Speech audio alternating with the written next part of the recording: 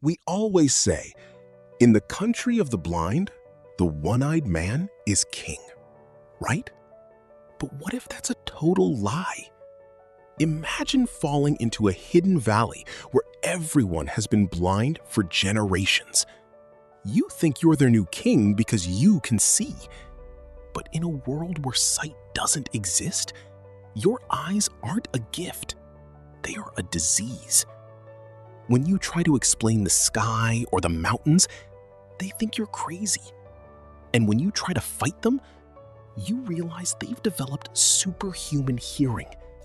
They can hear your exact steps and the very beating of your heart. You aren't their king.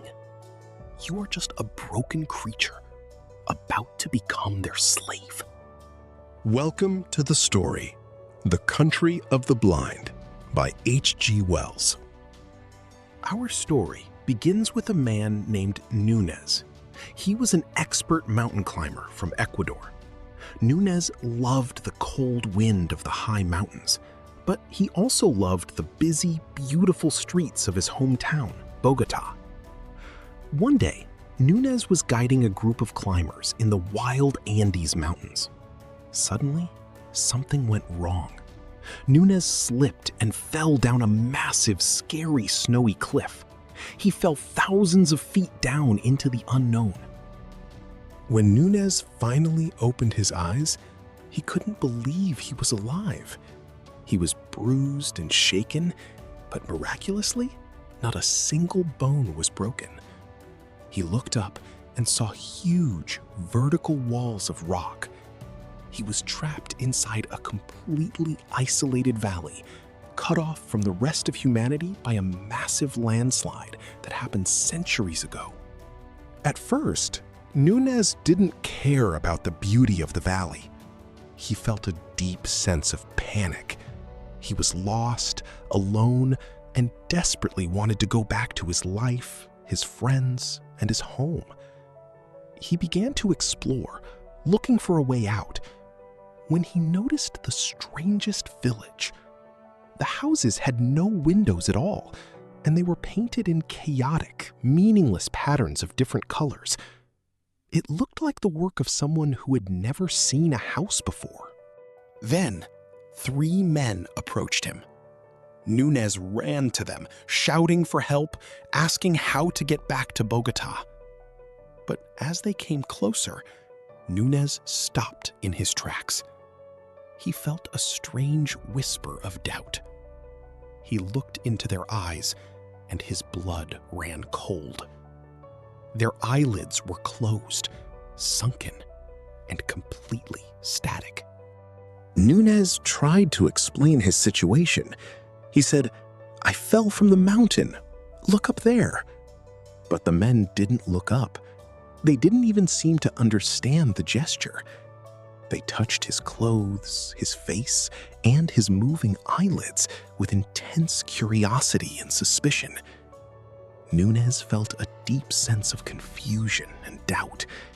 He didn't know what was happening, but looking at these 3 men, a dark suspicion began to grow in his mind that something was deeply wrong with this place.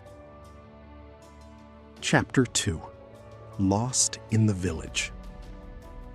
To understand what was going on, Nunez left the 3 men and decided to walk deeper into the village. As he walked through the narrow streets, the full reality of the place hit him like a physical blow. He saw children playing, women weaving clothes, and men working in the fields. But nobody was looking at anything. Everyone moved using their hands, their ears, and their walking sticks. Nunez tried to talk to more locals. He stopped a group of workers and shouted, "Can anyone show me the path out of this valley? I need to go home." The people gathered around him, whispering. They didn't answer his question. Instead, they asked him why his voice sounded so strange and where he came from. Through these frustrating conversations, Nunez discovered the shocking truth. These people hadn't just lost their sight recently. A mysterious disease had blinded their ancestors generations ago. Over hundreds of years, as children were born blind and grew up with blind parents, they completely forgot what seeing even meant. The very concept of sight had vanished from their language and their minds. To them, the whole universe was just darkness, sound, and touch. He was trapped in a completely different reality.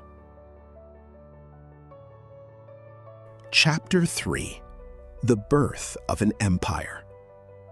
Realizing the depth of their condition, Nunez knew he had to act fast. Before talking to them any further, he spent hours exploring the edges of the valley. He climbed over rocks, searched through narrow caves, and examined the massive vertical cliffs.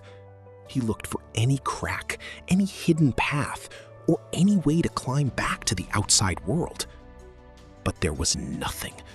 The walls were smooth, steep, and completely impossible to climb. He was truly trapped. As the sun began to set, Nunez sat on a lonely rock, looking down at the windowless village. A deep feeling of despair washed over him. He was cut off from Bogota forever. He was a prisoner in a valley of darkness. But as his despair reached its lowest point, something inside his mind shifted. His hopelessness slowly turned into a dark, cynical ambition. He looked at the villagers below. To him, they seemed completely helpless, limited, and ignorant. They didn't know about the oceans, the cities, or the stars. Suddenly, an old proverb from his childhood echoed in his mind. In the country of the blind, the one-eyed man is king. A slow smile spread across Nunez's face. He thought, I have a superpower. I can see the future of their movements. I can see what is coming from a mile away. If I cannot escape this place, then I will not be their prisoner. I will be their master. I am going to rule this valley. Chapter 4: The Superhuman Senses. The next morning, Nunez walked back into the village with a proud smile, ready to claim his throne. But Nunez made a catastrophic mistake. He completely underestimated them. Because these people had been blind for centuries, their other senses had evolved to a supernatural level. They could hear a bird flying half a mile away. They could smell the difference between a good man and a bad man. They could walk perfectly through the streets because they memorized the touch of every stone. When Nunez started talking about seeing things to prove his superiority, the blind elders didn't understand him. He pointed to the sky and said, "Look at the beautiful mountains." They laughed at him. To them, the world didn't have a sky. They believed the universe was covered by a smooth roof of rock, and that the stars were just frozen, glowing insects. When Nunez used words like light, stars, or colors, the elders grew angry. They told him his language was wicked and meaningless. They didn't think Nunez was special. They thought his mind was sick. They believed his moving eyelids were a terrible birth defect that made his brain crazy. Chapter 5: The Failed Rebellion. Frustrated and angry because they refused to worship him, Nunez decided to show them his power through force. He grabbed a heavy spade from a nearby garden and shouted, "I am going to do what I like in this valley. You cannot stop me." He thought he could easily defeat them because he could see their movements. But the moment he moved, the blind men closed in on him like a calculated trap. It was terrifying. They didn't need eyes. They stood perfectly still, listened to the rhythm of his heavy breathing, and tracked the exact sound of his footsteps. Nunez realized he couldn't even fight them happily. How can you fight people who understand reality in a completely different way? Panic took over. Nunez ran. He managed to hit one man with the spade to escape, but he completely lost his nerve. He threw his tool away and fled out of the village, climbing up into the cold, rocky mountains outside their walls. Chapter 6: The Price of Survival. Nunez stayed in the wild rocks for 2 days and 2 nights. He had no food, no fire, and the frost at night was freezing. He tried to catch a wild llama for food, but the animals ran away. As he sat there shivering in the dark, he repeated the old proverb with deep bitterness. In the country of the blind, the one-eyed man is king. What a joke. He realized he had 2 choices: stay in the mountains and die of hunger, or go back and submit. He couldn't bring himself to go down and assassinate them in their sleep. His civilization had made him too soft for that. On the second day, starving and weak, Nunez crawled back to the wall. He cried and shouted for mercy. When the blind guards came, Nunez confessed, "I was mad.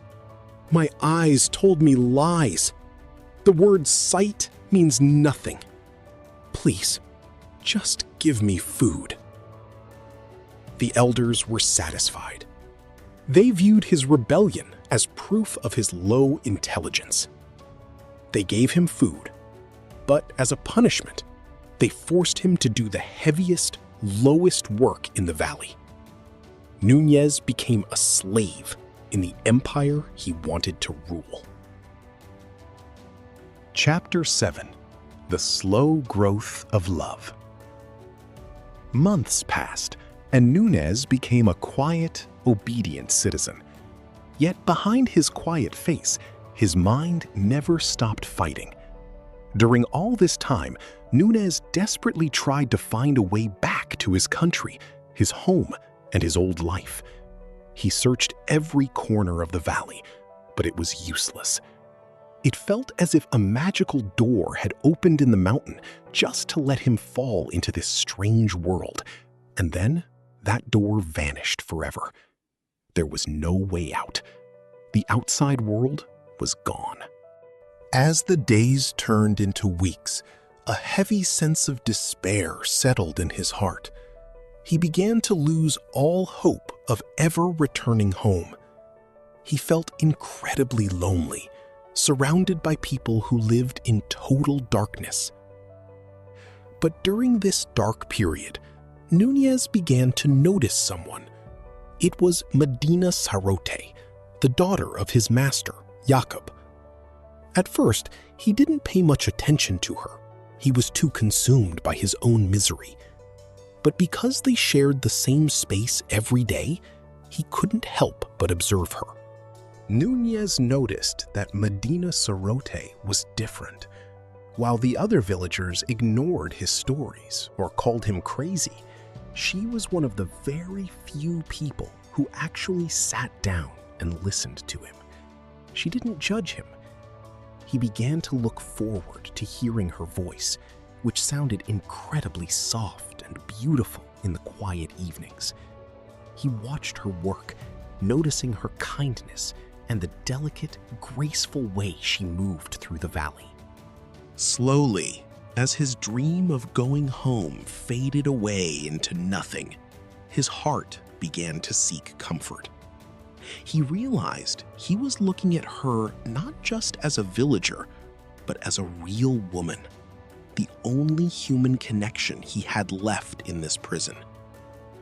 Over many weeks, his perspective completely shifted, and a deep, powerful love began to grow inside him. In the valley, Medina Sarote was not considered beautiful, because her face was sharp and her eyelids weren't perfectly smooth. But to Nunez, who had lost his country but kept his sight, she was a masterpiece. She became his new world, his only light, and he decided he wanted to spend the rest of his life with her. Chapter 8: The Ultimate Dilemma. When Nunez asked to marry Medina Sarote, the village was furious. How can our daughter marry a sick man, an idiot who is below the level of a human? They asked. To solve the problem, the village doctor proposed a terrifying idea. His brain is sick because of those weird moving things on his face called eyes. If we perform a surgery and remove them, he will finally become normal, sane, and a good citizen. Nunez was absolutely horrified. The idea of losing his sight was a nightmare. He never truly agreed to the surgery in his heart, but he was trapped in a brutal psychological war. Everyone around him treated him like a sick, broken patient. They told him that if he did the operation, he would finally be normal, accepted, and happy with the woman he loved. Even Medina Sarote wept and whispered, "If you love me, please do it. Just be like us." For a whole week before the scheduled operation, Nunez couldn't sleep. His mind was completely chaotic. He was torn between his love for her and the horror of absolute darkness. He spent those 7 days in deep agony, pacing around, debating with himself, but he never truly found the courage to accept the knife. Chapter 9. On the final morning, just hours before the operation, Nunez walked out into the fields to clear his racing mind. He lifted his eyes, and at that moment, he saw the sunrise. The morning looked like an angel in golden armor marching down the mountains. He looked at the vast, blue, unlimited sky. He thought of the great world outside, the cities, the rivers, the oceans, and the infinite stars. He looked back at the valley. It looked like a dark, narrow pit. He realized that everyone in the village was treating his greatest gift as a disease. If he stayed and let them blind him just to fit into their ignorant world, it would be a spiritual death. His love for Medina Sarote suddenly felt small compared to the majesty of the universe. Nunez turned his back on the village. He didn't say goodbye. Slowly, carefully, he began to climb the steep mountain wall. When the sun set, Nunez was high up in the icy peaks, far away from the valley. His clothes were torn, his hands were bleeding, and his body was bruised. But he lay down on a cold rock, looking up at the immeasurable vastness of the sky under the clear, bright stars. He was cold, he was alone, and he was dying. But he was smiling. He was finally free. And that is how the story ends. Nunez chose the dangerous path of freedom over a comfortable life in darkness. If you enjoyed this story, please hit the like button and subscribe to the channel. Don't forget to check out our other videos, where you will find many more amazing stories and book summaries specially made for English learners. Thank you for watching, and see you in the next story.